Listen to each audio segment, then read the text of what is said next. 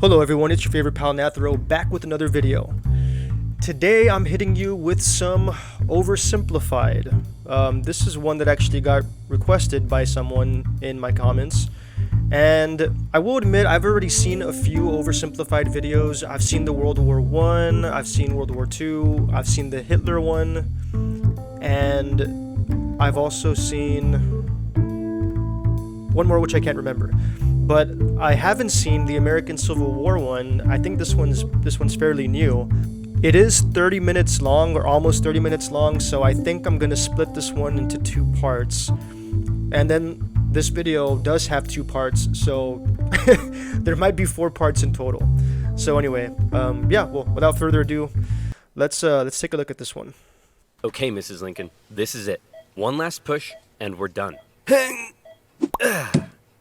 Oh shit. 9 months He just spits out his 4 days pacifier. ago, my father brought forth upon my mother himself and gave to her a child, conceived in a shack in Kentucky and dedicated to the proposition that I would drink Giving numbers from a speeches bottle right out the womb. and do little poo-poos in my pantses for the next 2 to 3 years. Now what is it babies do again? Oh yeah. I am not touching that. Hey, I wouldn't either. That would scare the fuck out of me.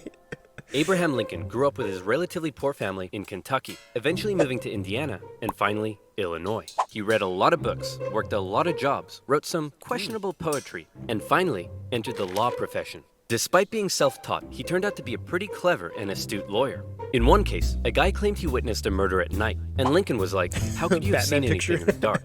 There was a bright full moon. A what? A bright full moon. Can you say that again, please? There was a bright full moon. A dim half moon? No, a bright full moon. That's funny, because according to this almanac, there was a dim half moon that night, which makes you a liar. Okay. Well, I got a bright full moon for y'all right here. Now that's what I call a rebuttal. Oh wow, okay, he's Lincoln on and it his in this one with the weren't only puns. interested in law, however. He also dabbled in the world of politics, serving as a legislator in both local and national assemblies. And what a time it was. Not even 100 years after the Founding Fathers wrote, "All men are created equal," politicians were already asking, yeah, but what does that mean exactly? It means all men. Yeah, but what does that mean exactly? And not just that. States' rights versus the federal government. What are the executive powers of the president? Is cereal a soup? The Founding Fathers left some of these questions perhaps a little too open to interpretation. And the biggest question of Is them all cereal a soup? was That's a good slavery, question. an ugly mark on what should have been a revolutionary new nation based on liberty and democracy. Thomas Jefferson had written a condemnation of slavery in the Declaration of Independence, but out of fear of losing Southern states' support, it was removed. Hey guys, do you think leaving this a little vague will create any unforeseen problems in the future? Cannonball! Short answer, And those yes, unforeseen it problems will. were now beginning to rear their ugly heads. As the nation developed, the North and the South developed along 2 very different lines, and 2 very different cultural identities emerged. Northern cities began rapidly industrializing, while the southern climate allowed for large plantations of labor-intensive crops. As a result, one half of the country didn't rely on slaves, while the other half had become economically dependent on them. In 1793, Eli Whitney's cotton gin caused the slave trade in the South to explode. While in the North, a growing abolitionist movement was taking root. A general mistrust began to develop between the North and the South, as Northerners felt the South were hell-bent on expanding slavery, and fear spread throughout the South that the North wanted to take their slaves away. In 1819, there were 11 free states and 11 slave states. A perfect balance. A happy medium. A Yeah, for harmonious now. relationship. Hey guys, nice to meet you. I'm Missouri, and I would like to become the 23rd state. Hey buddy, welcome to the nation. We'll be happy to accept you as a free state. Oh no, you don't. You're trying to get one over on us. Missouri's gonna be a slave state.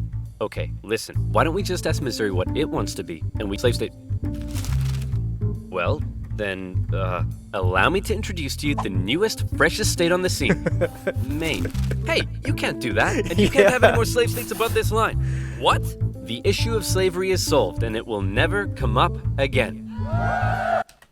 Okay, yeah, that is pretty much how it went down. However, going back to what he said about the whole all men were created equal, and a lot of people he was going to mention, he was going to put, he was going to include slaves in the Constitution, but took it out in fear that the South would, yeah, like you said, revolt. A lot of people, they question the hypocrisy. Like, how could they make a constitution that says that, yet they still own slaves?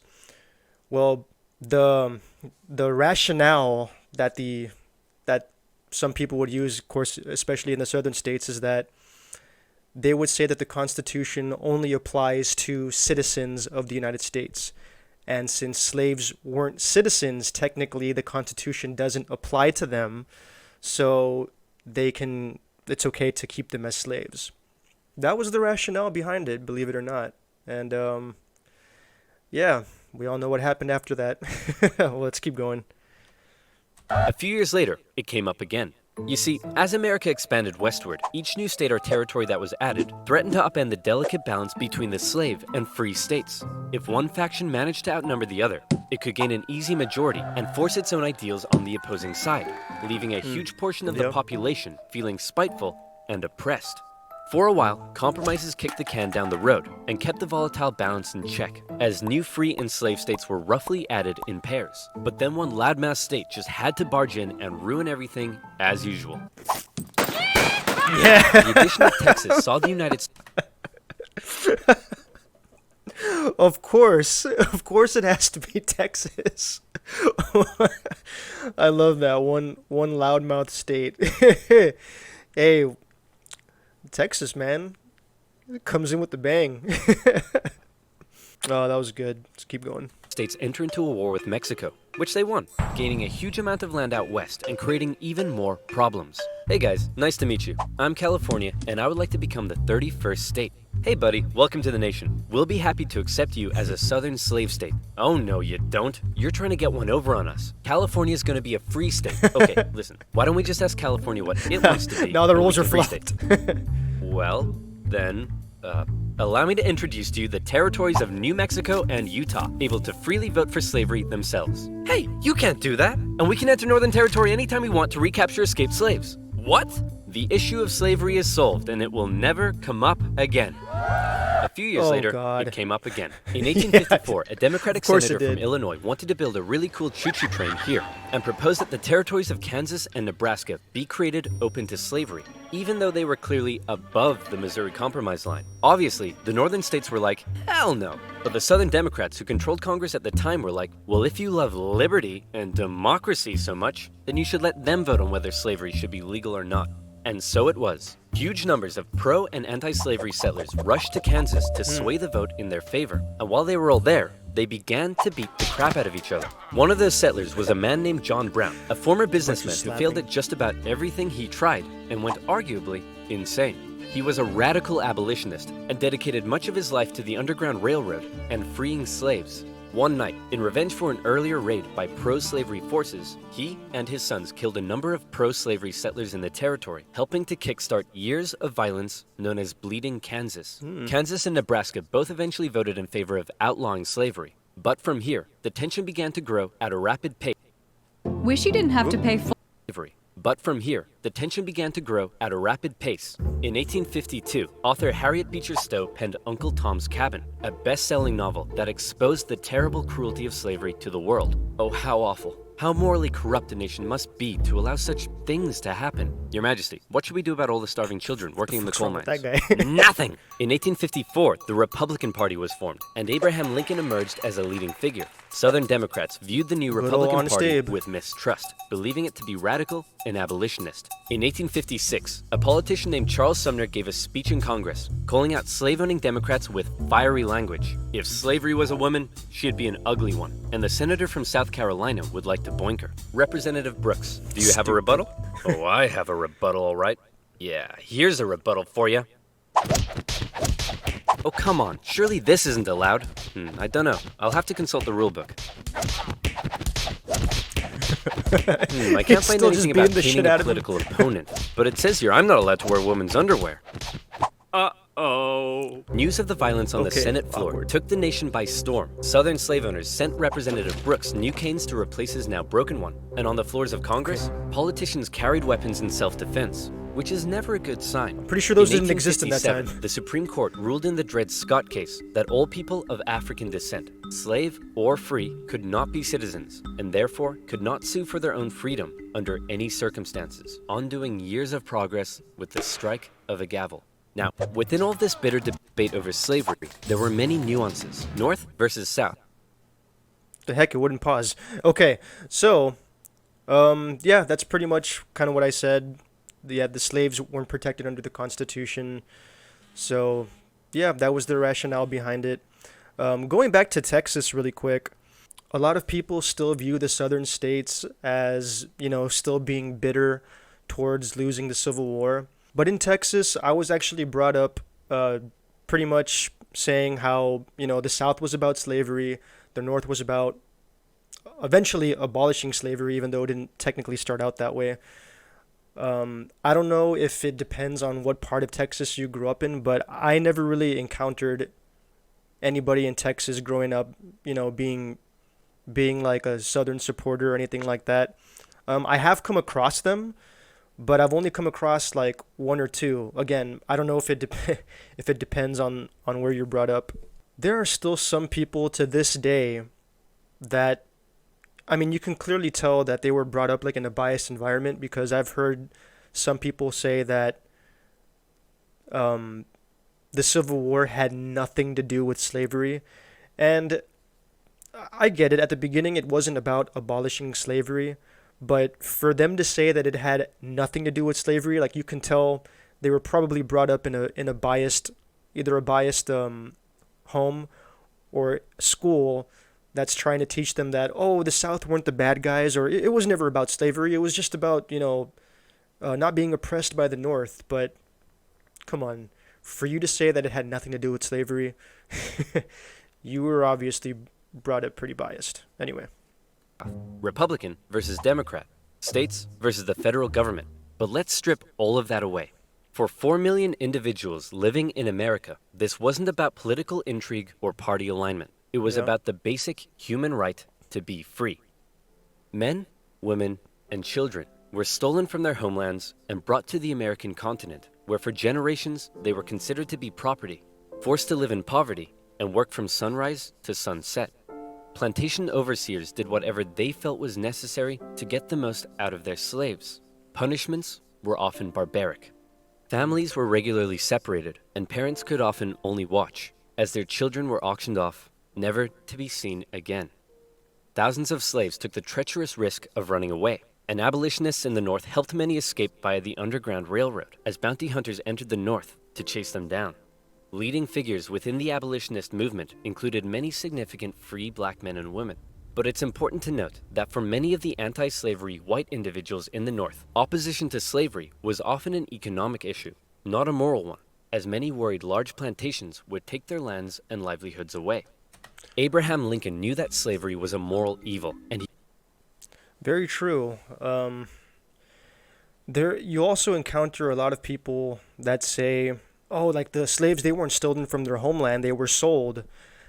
I mean, it doesn't really matter. At that point, whether you're selling slaves or you're buying slaves, it's still morally a terrible thing. So, I mean, people are trying to argue that, and it's just like, it's bad either way. Just why even bring that up? Yeah, I don't know. He regularly spoke out against it in powerful speeches that helped him rise through the ranks of the new Republican Party. He lamented at the hypocrisy of a great American nation meant to stand as a shining beacon of freedom while also enslaving 4 million men, women, and children. Yeah, he most famously declared in 1858 that a house divided against itself cannot stand, that one day slavery in America would end. However, even Lincoln was cautious in his opposition. He didn't want to outlaw it entirely, but simply prevent its expansion, so that given enough time, he believed it would naturally die out. Thankfully, history would force his hand. In October 1859, one abolitionist decided he'd try to single-handedly take down slavery by force. Who would be crazy enough to even attempt such a thing? It's our good friend, John Brown. He planned to seize arms from an armory in the town of Harper's Ferry, free the slaves there, and continue south, inciting a major slave uprising along the way. A noble cause, a bad plan, and terrible execution. Brown's men took the armory and some hostages, but were quickly surrounded by one Robert E. Lee and his U.S. Marines. Brown Oh, was Robert E. captured, Lee. and a couple of months later, he was executed for treason. Northerners sympathized with Brown, but Southerners were like, "You see this? They're coming for us. Soon, there'll be 1 million John Browns." 1 million John Browns? What on earth are you thinking about? A John Brown farm? Yeah, me too. To make matters worse, new northern free states meant now the southern states really were outnumbered, and they were beginning to feel bitterly spiteful and oppressed. Further fear began to spread in the South when news broke that a relatively unknown figure had just secured the Republican Party nomination for president. Abraham Lincoln, mostly well-liked among anti-slavery Northerners, had made some of the most powerfully worded speeches against slavery of any politician at the time. And now, there was a chance that he and his cheekbones could become president. For the South, that would be too much. In the 1860 election, Lincoln's name didn't even appear on the ballot in 10 southern states. But much to their horror, when the final results came in, Lincoln had won by an electoral college landslide. Lincoln himself tried to calm their fear. "How many times do I have to tell you, I'm not gonna take away your slaves?" "Yeah, right, Honest Abe. We've had enough of you Northerners. We're gonna go form our own country." "You can't do that." "Why not?" "Well, if you had won the election, would it be okay for us to leave?" "Of course not." "Well, why not?" "Because that's not how victim mentality works." Many states felt that when they joined the Union, they always withheld the Victim right to leave mentality. it whenever they pleased. Many people living in 19th century America often felt more loyalty to their state than to the nation. And now, with the South feeling like it had lost its voice in the federal government, they were out of here. South Carolina was the first to go, and over a period of 6 months, one by one, 11 slave states officially seceded from the Union, with just 4 contested border states opting to remain. The seceding there's the states divide. issued a number of official documents justifying their secession. South Carolina proclaimed that it was northern states' hostility to slavery that rendered the federal government illegitimate. Mississippi declared that their position was thoroughly identified with the institution of slavery. And in a speech, the Confederate vice president stated that the new Confederate government rested upon what he called the great truth of racial inequality. Revered American generals, such as Robert E. Lee, opted to side with their states over the Union. And with all the chaos, one New York lawyer wrote that rather than a bold eagle, America's national bird should be a debilitated chicken. And hey, I kind of like that. One man, watching the crisis unfold, knew it would be his job to solve it. Lincoln was just about to hop on a train and become the President of the United States of America. Hey man, you're hella ugly. Grow a beard or something to hide that face. Good idea. I thought he had great cheekbones. Still ugly. Good With cheekbones doesn't mean that assassination you're plots already good-looking guy, I underway, guess. Lincoln had to travel to Washington, D.C. under heavy disguise and protection. All along the way, he received stacks of threatening letters. "May the hand of the devil strike you down. You are destroying this country. Damn you, every breath you take. Love from Grandma." At his inauguration speech, His own Lincoln once grandmother. again reiterated that no, I do not want to take away anyone's slaves. But for Lincoln, he did want to preserve the Union. He declared secession to be nothing but an illegitimate rebellion. "In your hands and not in mine," he said, "is the momentous issue of civil war. You can have no conflict without being yourselves the aggressors. We are not enemies, but friends." It was clear Lincoln was ready and willing to get freaky and open up a can of Scatman John if he had to. Whether he had the support of the people, however, was in question. In the end, it was the Confederates that fired the first shot. As they seceded, the Confederate states began seizing federal U.S. property throughout the South. Off the coast of Charleston, South Carolina, was one such federal property, Fort Sumter, held by a measly, undersupplied U.S. force. The Confederate militia there demanded the fort surrender, a request which was quickly denied, and any remaining hope for a peaceful solution to the secession crisis probably then died when the Confederates did this. The Battle of Fort Sumter is considered to be the beginning of the American Civil War. Many of the Confederates there also considered it to be the end of the American Civil War. They hoped Old Abe would just sigh and say, "Okay, you win." Unfortunately for them, Lincoln actually said, "You're about to get a roundhouse to the face." Lincoln sent out the call for 75,000 volunteers, and men signed up in droves, hopeful for some adventure and good old-fashioned F-U-N. In the new Confederate capital at Richmond, Virginia, Confederate President Jefferson Davis and his cheekbones had also sent out the call for 100,000 men. As ever, both sides hoped for a quick end to the war. Is it over yet? No, Jimmy, it's been 1 week. Is it over now? No! How about now? If you ask that one more time, I swear I will turn this army around and you'll all have to go back home to your wives and children.